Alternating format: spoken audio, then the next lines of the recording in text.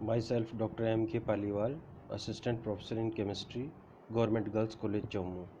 बच्चों, आज हम बीएससी पार्ट थर्ड के स्पेक्ट्रोस्कोपी में वाइब्रेशनल स्पेक्ट्रोस्कोपी का जो नेक्स्ट पार्ट है वो पढ़ेंगे। और आज मैं आपको सरल आवर्ती दोलित्र की तरह व्यवहार करने वाले द्विपरमाणु अणु के लिए कंपन स्पेक्ट्रम कैसे प्राप्त किया जाता है उसके बारे में विस्तार से समझाऊंगा।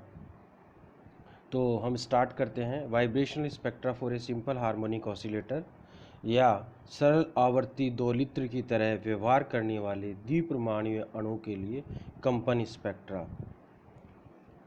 तो हम जो आपको एक चित्र दिख रहा है उसमें हमने ये रिप्रेजेंट कर रखा है कि किस तरह से एक द्विपरमाणु अणु जो है वो सरल आवर्ती दोलित्र की तरह व्यवहार करेगा, जिसमें ए व बी दो परमाणु हैं जो आर ई दूरी पर नॉर्मल इक्विलिब्रियम पोजीशन पर हैं और m1 और m2 क्रमशः उनका द्रव्यमान है या मास है। तो केस ए में नॉर्मल पोजीशन है, यानी इक्विलिब्रियम पोजीशन है, जहाँ पर बॉन्ड इक्विलिब्रियम में रहता है। अब केस 2 जो नीचे लिखा हुआ है, ये वाला केस 2 जो है वो स्ट्रेचिंग पोजीशन है। स्ट्रेचिंग पोजीशन मतलब तनन की स्थिति में बंद जब तनन करता है तो इस पोजीशन में आता है। तो ये बाहर की तरफ एक स्प्रिंग जो जैसे स्प्रिंग की तरह दिखा रखी है, बंद को हमने स्प्रिंग के रूप में दिखा रखा है, उसकी लंबाई बढ़ती है। तो माना इक्विलिब्रियम पोजीशन से ए की बंद लंबाई x1 है और बी की बंद लंबाई जो बंद लंबाई में बढ़ोतरी है वह x2 है। तो फिर जैसे ये बाहर जाएंगे तो स्प्रिंग पे वापस अंदर आती है, तो उसको प्रत्यानन बल कहते हैं, रीस्टोरिंग फोर्स फिर उतना ही लगेगा जैसे केस थर्ड में दिखा रखा है कि कंप्रेशन पोजीशन में किस प्रकार से इसमें रीस्टोरिंग फोर्स, तो फिर वापस बाहर जाएगी। यानी कि जब स्प्रिंग को अपन खींचते हैं तो फिर छोड़ते हैं तो वो कंप्रेस होती है और खींचने के बाद स्ट्रेच होती है, ऐसे वो वाइब्रेट करने लगती है। इसी प्रकार से एक द्विपरमाणु अणु भी वाइब्रेशन यानी कंपन करता है। तो चित्र में जो दिखाया गया है बेसिकली वह है एक द्विपरमाणुक अणु ए बी कंपन तल, जिसमें से दो परमाणु ए व बी स्प्रिंग ए बी से जुड़े हैं, जो विस्थापन कोऑर्डिनेट पर प्रत्यानन बल रीस्टोरिंग फोर्स को प्रदर्शित करते हैं। अब उपरोक्त परिस्थितियों में हुक्स के लॉ के अनुसार रीस्टोरिंग फोर्स यानी जो प्रत्यानन बल है वो विस्थापन के समानुपाती होगा। अतः गणितीय रूप में हम लिख सकते हैं F is directly proportional to the delta x।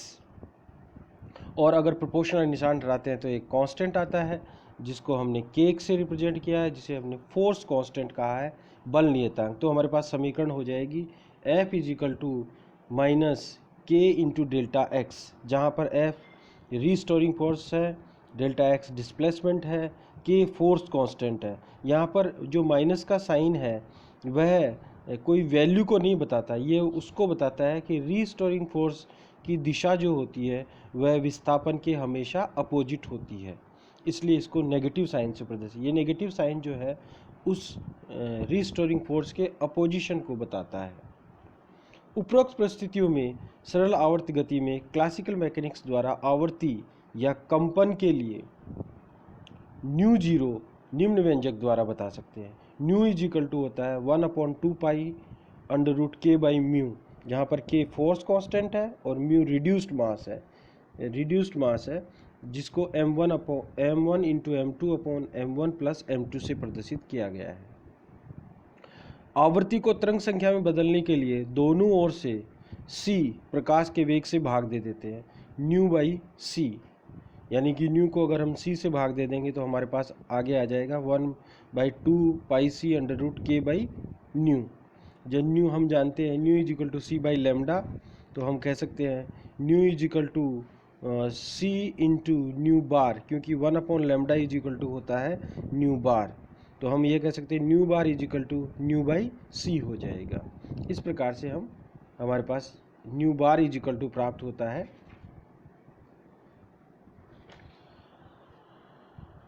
1/λ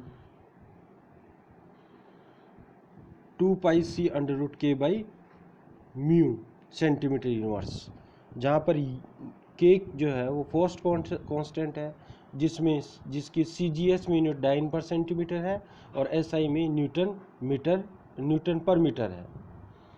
अब देखिए सिंपल हार्मोनिक ऑसिलेटर के लिए स्थितिज ऊर्जा जो होती है वह होती है 1/kx², या हम यूँ कह सकते हैं potential energy is equal to Vx is equal to 1/2πk∆x², या हम इसको ऐसे लिख सकते हैं 1/kx²। अब सरल आवर्ती दोलित्र के लिए जो द्विपरमाणु कणुक सरल आवर्ती दोलित्र की तरह व्यवहार करता है, यानी सिंपल हार्मोनिक ऑसिलेटर की तरह व्यवहार करता है, उसके लिए हमारे पास समीकरण जो है वह है ∇2ψ/dx² + 8π² into EV minus 12kx² into psi is equal to 0। क्योंकि हमने सिर्फ इसमें x कंपोनेंट लिया है, क्योंकि वाइब्रेशन एक ही दिशा में होता है, न कि तीनों दिशाओं में। इस समीकरण को हल करने पे क्वांटाइज तनन स्थितिज ऊर्जा का मान EV हमें निम्न प्राप्त होगा। EV is equal to V + ½ hν। ये आपको इम्पोर्टेंट याद रखना है हमेशा, EV is equal to V + ½ hν, जहाँ पर V जो है वो वाइब्रेशनल क्वांटम नंबर है, जिसकी वैल्यू 0, 1, 2, 3, 4, 5, 6 आगे तक हो सकती है, एंड सो ऑन। अब हम बात करते हैं सिंपल हार्मोनिक ऑसिलेटर के लिए विभिन्न ऊर्जा स्तरों के ऊर्जाओं के मान जो हैं वो कैसे प्राप्त करते हैं। तो हम यहाँ ऊपर जो हमें फॉर्मूला प्राप्त हुआ है उसमें V का वैल्यू हम 0, 1, 2, 3, 4, 5, 6 ऐसे रखते जाएंगे और हमारे को वैल्यू प्राप्त हो जाएगी। देखिए हमारे पास पहले में जो है V = 0 रखते हैं तो हमारे पास आती है ½ hν, ½ E0 is equal to ½ hν। यहाँ पर इम्पोर्टेंट बात यह है, इसको 0 पॉइंट एनर्जी कहते हैं या शून्यांकी ऊर्जा कहते हैं। देखिए अगर वाइब्रेशनल क्वांटम नंबर की वैल्यू 0 होती है, लोवेस्ट एनर्जी लेवल में अगर मॉलिक्यूल होता है तब भी उसकी एनर्जी का मान 0 नहीं होता। क्यों नहीं होता? क्योंकि इससे ये सिद्ध होता है कि परमाणु कभी भी रेस्ट में या परम स्थिर अवस्था में नहीं रहता। Molecule never be in rest, atom never be in rest, वो हमेशा कुछ ना कुछ या उसका कुछ ना कुछ कंपन ऊर्जा उसकी होगी। हालांकि इसका नाम क्या है? शून्यांकी ऊर्जा या 0 पॉइंट एनर्जी। पर याद रखिएगा 0 पॉइंट एनर्जी का मान भी कुछ ना कुछ आवश्यक रूप से होता है और उसको ½ hν उसकी वैल्यू होती है। ये हमेशा आपको याद रखना है। अब हम इसकी वैल्यू 1 रखते हैं तो हमारे पास 3/2 hν प्राप्त होता है। अगर हम 2 रखते हैं तो 5/2 hν प्राप्त होता है। 3 रखते हैं तो 7/2 hν प्राप्त होता है और 4 रखते हैं तो हमारे पास 9/2 hν प्राप्त होता है।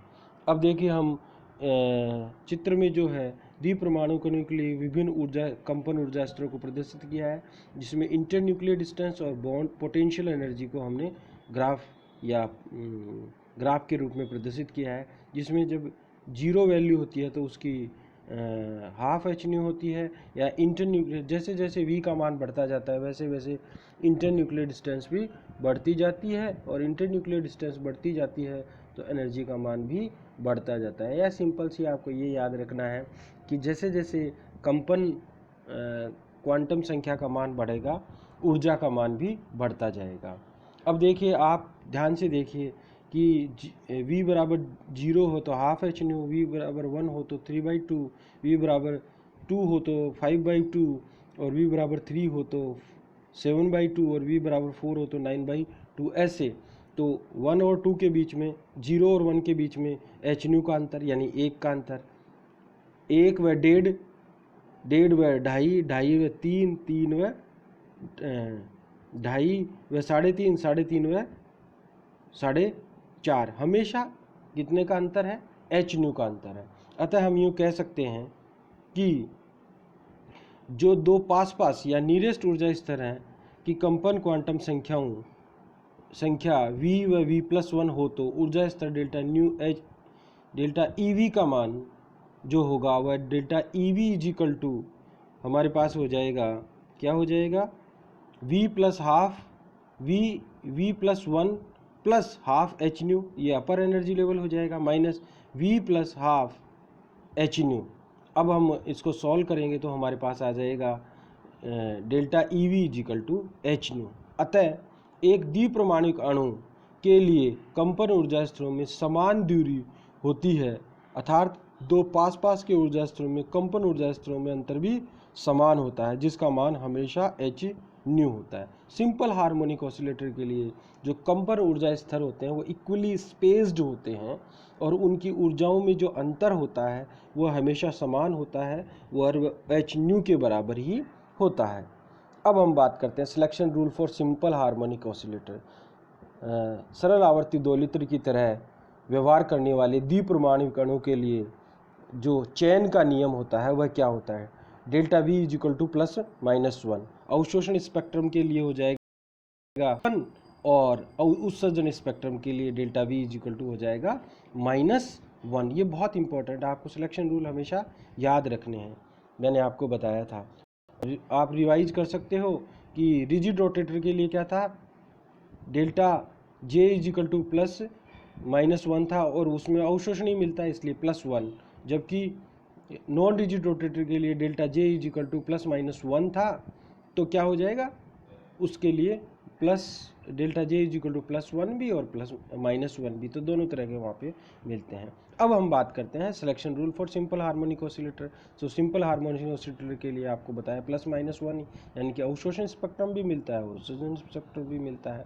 तो आप 0 से 1 मानेंगे तो एच न्यू है, 1-2 से मानेंगे तो भी एच न्यू, 2 से 3 मानेंगे तो भी एच न्यू। एनर्जी लेवल्स की वैल्यू आप रख सकते हो, यानी 1 की 3/2 एच न्यू होता है, 0 का हाफ एच न्यू होता है, तो डिफरेंस जो है वो क्या हो जाएगा, एच न्यू आपको प्राप्त हो जाएगा। इसी प्रकार से 2 की जो होती है वो 5/2 एच न्यू होता है और 1 का 3/2 एच न्यू होता है, तो आपके पास फिर अंतर जो है एच न्यू आ जाएगा।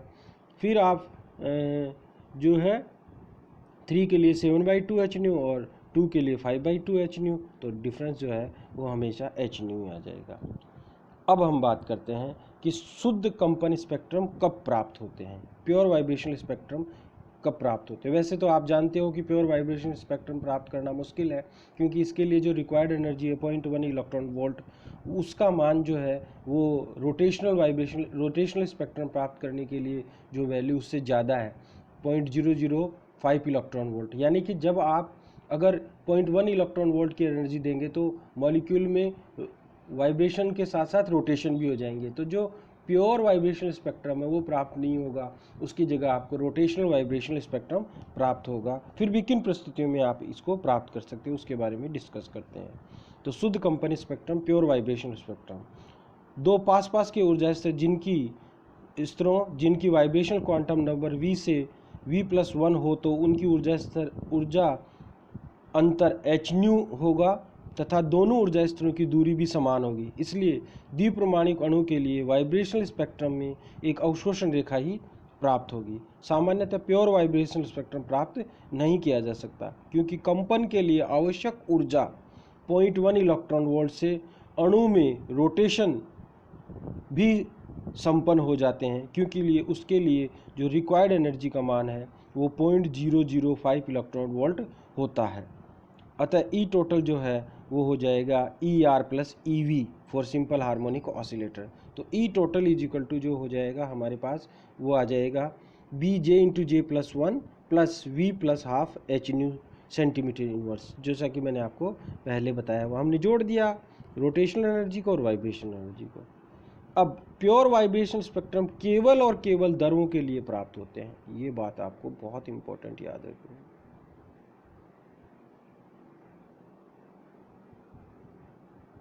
प्योर वाइब्रेशन स्पेक्ट्रम जो है वो केवल और केवल दरों के लिए प्राप्त हो सकता है, क्योंकि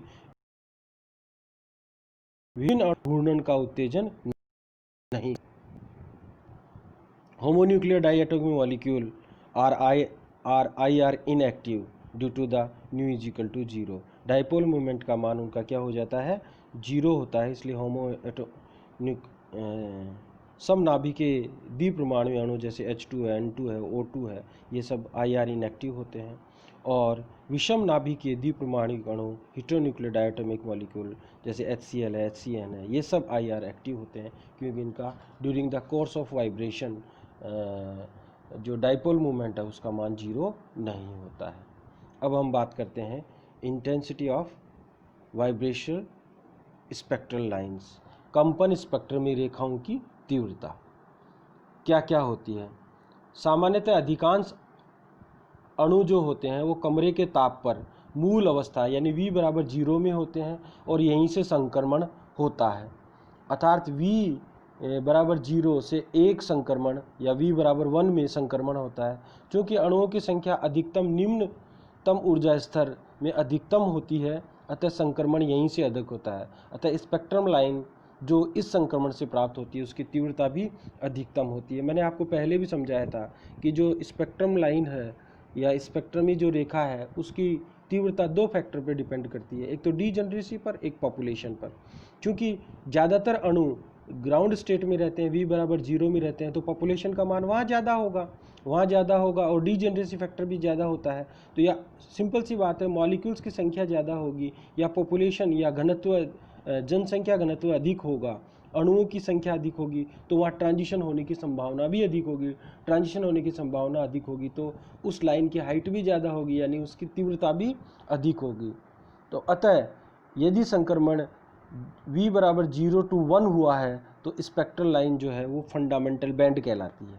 और यदि संक्रमण रेखा जो है वह V बराबर 1 से 2, 2 से 3, 3 से 4, 4 से 5 यानी संक्रमण V बराबर 1, 2, 3, 4 से V प्लस 1, 2, 3, 4, 5 रेस्पेक्टिवली या इस प्रकार से होता है, यानी कि 1 से 2, 2 से 3, 3 से 4, 4 से 5 इस प्रकार से अगर संक्रमण हुआ है तो ये जो स्पेक्ट्रम में रेखा है वो हॉट बैंड्स कहलाती हैं। वो हॉट बैंड इसलिए कहलाती हैं क्योंकि सामान्यतः इस प्रकार के जो संक्रमण होते हैं वे उच्च ताप पर होते हैं और उच्च ताप पे क्या होता है कि मॉलिक्यूल्स हैं या जो परमाणु है वो ग्राउंड स्टेट से पार करके अपर एक्साइटेड स्टेट में आ जाते हैं और ट्रांजिशन फिर वहाँ से होता है। तो इस प्रकार के जो हैं बैंड्स हैं या इस प्रकार की जो स्पेक्ट्रमी रेखाएं हैं वो हॉट बैंड्स कहलाती हैं।